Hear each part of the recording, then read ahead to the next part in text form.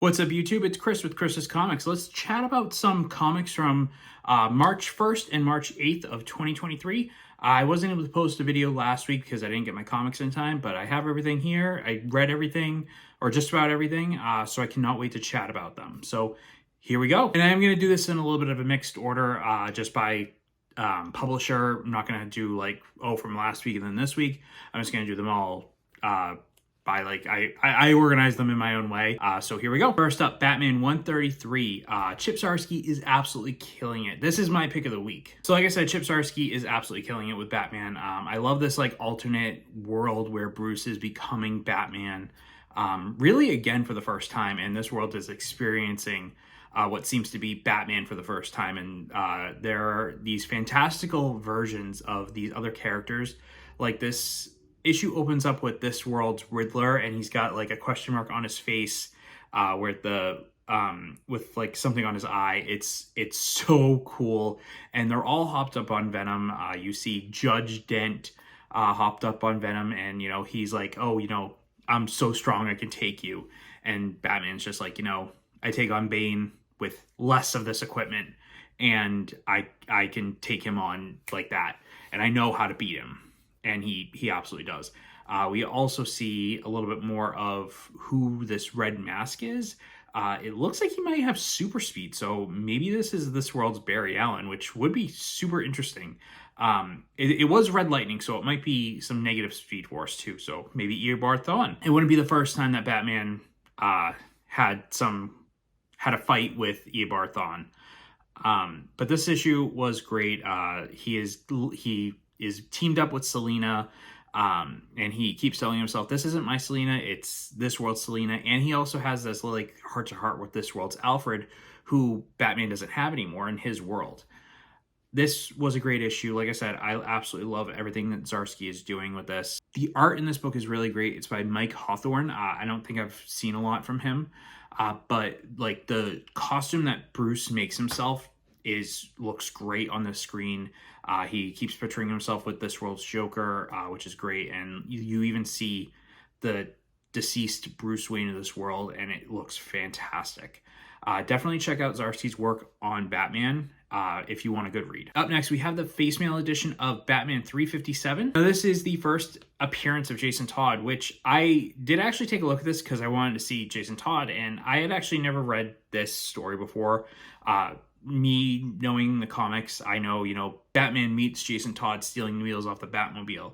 I had actually never known that the Todds were gymnasts, and I was looking for them in the book, and it didn't click for me. And then you see this family who I thought was like the Graysons, or Dick was swinging with people, and it was actually the Todds, and you see Jason Todd like with a redhead bowl cut, and it's just so crazy to see him like that.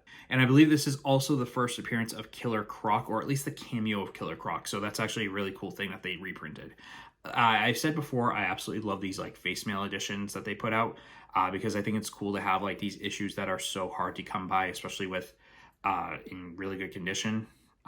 So they're good to add to your collection. Next up, we have the finale of Batman vs. Robin in number 5, which is also the conclusion of the Lazarus Planet event. So we have the normal cover A, where you see Robin consoling a Batman. You also have this other cover with, I am not sure who this is holding it. Oh, it's Batman. You can see the shadow.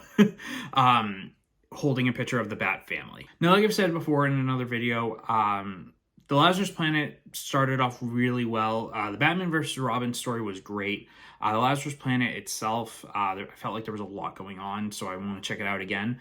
But I read this issue. It was actually pretty good. You see what happens to Bruce after the events of the Lazarus, and he's been basically possessed, and it's up to Robin to save him. And you see the people of Gotham come to save Batman as well. I think it was a great story, and I'm just gonna, like I said, I'm going to reread the whole Lazarus Planet from Batman vs. Robin through the whole story, and I might post another review later on. We have Detective Comics 1069. This is another story by Ram V, who is absolutely killing it with Detective Comics. There's a scene in here that I really wanted to point out where Bruce, Batman, and Jim Gordon are basically talking to each other behind a wall. And I think it's a really great indication of their relationship. And Jim just keeps talking and talking, and he gets to the point where he's like, oh, you're not there anymore, where you actually see in the other room Bruce is still getting dressed, and he hears Gordon talk to him and say, I have to get used to this, and it's nice talking to you and all that stuff. And you just see him walk out as Gordon's talking to himself, and he knows that he's talking to himself. I just thought that was a great I think that was a great scene. We have the reprint of Nightwing number 100 with this amazing cover referencing Batman the Animated Series. Once again, rest in peace, Kevin Conroy. I definitely wanted to pick this up. This was in my cart on one of the websites as soon as it was available, and I definitely wanted to grab this to add this to my collection. If Tom Taylor does another CGC signing, I think this is Bruno Redondo, I'm definitely going to get this signed. We have Tim Drake Robin number 6. I've said before I haven't really quite enjoyed it. I think the art of this story really kind of gets me on the other side of it. The person who did this did a lot of Harley Quinn issues. I don't know in this current series or the past series, and I never really got into it. It looks like Tim Drake this is supposed to be like right now, and Tim Drake looks like he's like 10 years younger than he actually is. Like, you look at Tim Drake here in this book, and you look at Tim Drake in the back end of Batman 133, because there's a backup story where Tim is going across the multiverse searching for Batman and Toyman, and it just looks like he's 10 years younger, even though it's the same basically storyline going on at the same time. So the art really detracts me from this. We have Batman Joker Deadly Duo number 5. Some of the stuff that was revealed or teased in the last issue comes to a head in this issue. We see Batgirl's reaction to Joker in the Batcave, which I think was a fantastic scene. And the ending in this book was kind of a great teaser to, I think, what is the finale. I think there's one more issue. I think this is a 6-issue miniseries. But I'm very excited to see like how the whole thing resolves. And even the last kind of line of this is Jim saying, let's kick some ass. It's just...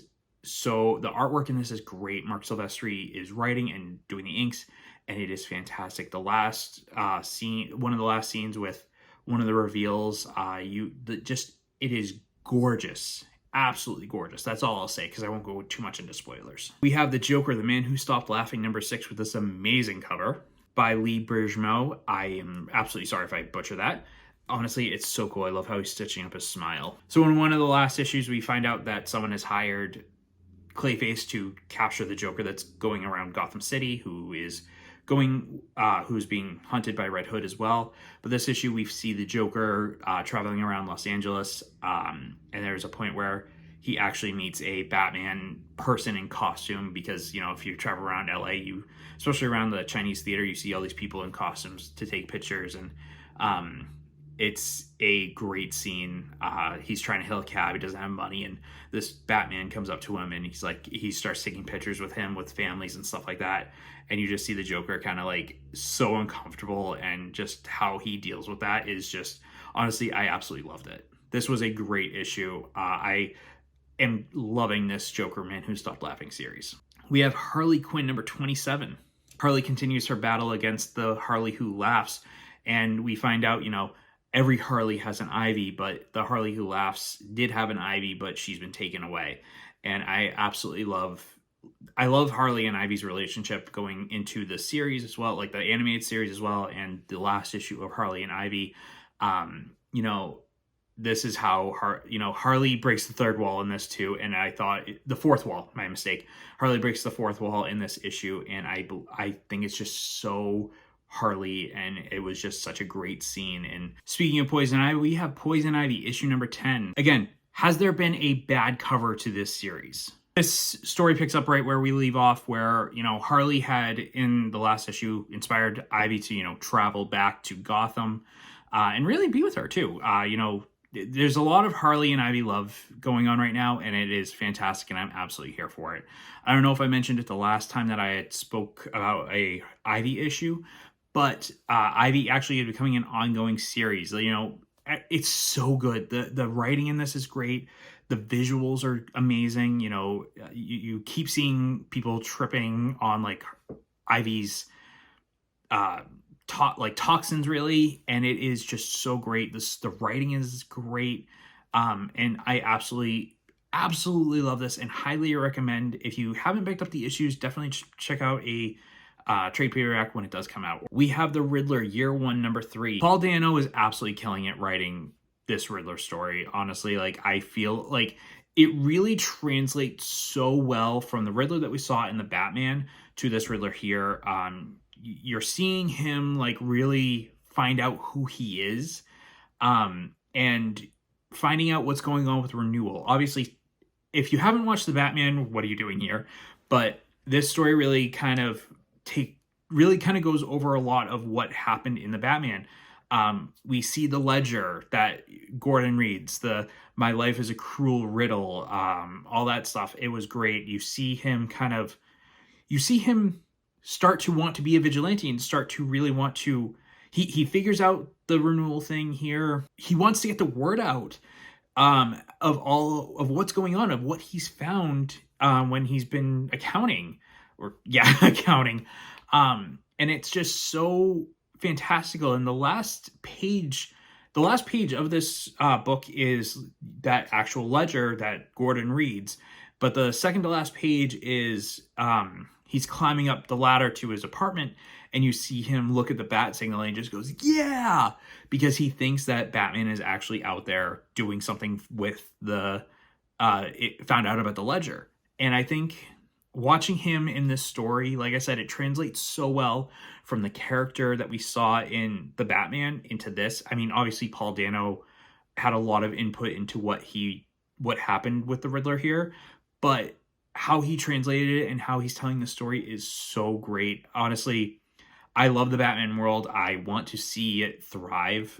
We're seeing set photos of the Penguin right now, and I am so great that we are seeing like this expansion of the Batman universe and how it's becoming its own thing. We have the Flash 794. I absolutely love this cover. It reminds me of the Ginyu Force from Dragon Ball Z. Now this continues the 1 Minute War saga here. We see them really still planning and what's going on with Jay Garrick ever since he was captured in the last issue. The last part of this story was great.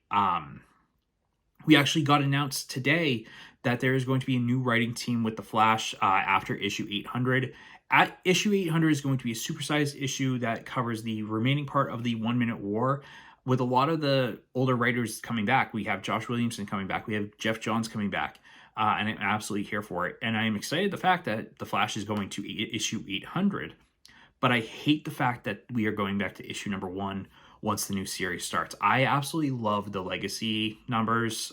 Even if I think what Marvel does is great. If they do have a new series, they include what the legacy number is. But I wish that DC did more of that. especially with the Batman title. I think issue 135 is going to be issue 900 of Batman, and they're publicizing that of it. And I wish that we saw, 899, 888, 898, 899, whatever. I really wish that they included a legacy number under the number of the issue. We have the Adventures of Superman, Jon Kent #1 with this awesome cover. This is the cover A, and this really awesome cover where he's transforming into Superman Blue. Now he hasn't really developed these powers entirely yet, the electricity thing, but we do see glimpses of it in this issue. This was a really good issue. This is a really cool starting point. Jonathan Kent meets Val Zod, and when he says, "Oh hey, I'm Val Zod," the first thing Jon Kent says is "Zod?" And he really kind of goes over it, and he talks about, I like to give people a chance before I start hitting fists. And I think that's a really great intuitive thing about Jon Kent's character, who I absolutely love. I love his stuff in the last Superman series, as well as the Super Son stuff. I've always loved Jon Kent. I'm excited to see what happens with this because, they're bringing on Jon Kent, John Henry Irons, Val Zod. They're trying to defeat Ultraman because they are involving the Injustice timeline and world into the main DC universe. And I think that is absolutely such a great idea, especially with Tom Taylor, who wrote the 5 books of the Injustice series, which were fantastic. We have Action Comics 1052. I absolutely love the Superman, the Super Family cover. This really starts off right after the last issue where Superman is battling Metallo and sends him into space. The artwork in this is great, honestly, and the ending of this, I absolutely love this. The main story going on in Action Comics, who's pulling Metallo's strings, obviously we know. But it's just crazy to watch how he's being toyed with when we know kind of what's going on and what he's doing to this group of people that he just found. I think it's an absolutely great story and definitely a great pickup. Blue Beetle Graduation Day number 4. I absolutely love this issue, especially after the last issue wasn't up to par with the first two. This is a great issue. I think the best part about this issue is, we see what Jaime is dealing with, and the last part of this is, please don't tell Batman. And Ted Kord is like, Jaime, it's Batman. He already knows. And of course, the last scene of this book is Batman setting up a team to go help Jaime Reyes. And I think it was great, especially where everyone knows, exactly what Batman is going to do. We have Hallows Eve number 1 with this amazing Alex Ross Green Goblin variant cover. Honestly, the eyes on this look so great, how you can actually see the eyes through the yellow. I love these Alex Ross Timeless covers. I'm going to try to collect as much as I can because I did with the hero covers that he did I think last year or the year before. And I absolutely love these. I actually thought this was a Spider-Man book, but I haven't been able to read the Hallows Eve story yet. But I am very excited to check this out. We have Amazing Spider-Man number 21 with this first cover, sorry about the light, with the cover A, and this Marvel What If cover featuring Goofy transforming into the Hulk. I'm sorry if that was awful. I just am trying my best. This story reveal is the start of what Peter did to make what happens in the current storyline happen. Mary Jane is with another person with kids, and we at this point we don't really know what's going on. This is the starting point to that, because this issue picks up where the last issue of the last series of Spider-Man ends, with Peter and MJ in their apartment deciding to move in together, and then you just see this giant glow outside the window, and we don't know what's going on, and this is going to reveal what had happened. And it looks like they're being transported to another dimension, and they're marked for death, and it's interesting to see where this is going to go. We have Spider-Man End of the Spider-Verse number 6. End? Yeah, end. We have Spider-Man End of the Spider-Verse number 6. Now, I will say that the last issue of this was fantastic, the one with Peter, and I mentioned it in one of my past videos. I actually didn't have a chance to read this one yet, so I am very excited to see this, and it looks like there's going to be the last issue next, so I'm excited. I hope Dan Slott stays with Spider-Man, or at least still does something with Spider-Man, because he has been absolutely killing it with this story. We have Mary Jane Black Cat number 4. I actually just kind of took a glance at this. It looks like they had teased Mary Jane having powers, and she goes full-on beast mode here. So it's actually kind of cool to see it. She almost looks like a blue Human Torch. But of course I had to pick up the Alex Ross Black Cat cover because why not? We have Scarlet Witch number 3 with this amazing WandaVision cover. Honestly, this is so great. I love that Marvel is doing this kind of tie-in covers to the MCU. I know I had posted in one of my videos the Avengers one that came out with the Infinity Gauntlet, which I thought was great. This one is so cool. Wanda looking so Wanda. We have Vision versus White Vision. We have Agatha. We have Spectre, and then we have them on the bottom of the page, going from black and white into color. I think it's such a great cover. We have Mandalorian number 8, which concludes the story of the Mandalorian season 1. We see in this issue Moff Gideon cutting out of the his TIE fighter with the Darksaber, which was for myself, who had never watched Clone Wars, was the first time I had ever seen the Darksaber, and I absolutely loved it, and I thought it was so cool. And yes, this was the first time I saw the Darksaber, and I never watched Clone Wars. I have since, and it's just so good. We have Phantom Road number 1 by Jeff Lemire. I've been hearing a lot of good things about this story. A lot of people were kind of hyping it up, and for good cause. This was a really good story. We deal with this truck driver who's constantly going on trips, and who's constantly working, and he doesn't have time for his kid, and his wife is mad at him for not spending time with his kid. And then we see him transport to this other dimension and having to try to figure out how to get home. I think this was a great jumping off point for this story. There's been a lot of great independent stuff coming out. Not just from Jeff Lemire, but there's been a lot of great independent stuff coming out, and these stories are just getting so cool, especially where these comic creators are able to do these stories that they've always wanted to. Yeah, finally, we have Radiant Black number 22. As I mentioned before, Radiant Black is a great story. Honestly, it feels so much like Power Rangers. At the same time, it doesn't, because there's so much more of a outer space feel to it, dealing with that on Earth. And I just think it's a great story, and definitely pick it up, because there's going to be so much coming out of Radiant Black and the Radiant Black verse, that I think there's so much room to grow, even more so. Thanks for checking out this video. Thanks for checking out my picks. Let me know what you picked up this week or last week from your local comic shop. Let me know what you thought, and thanks for watching.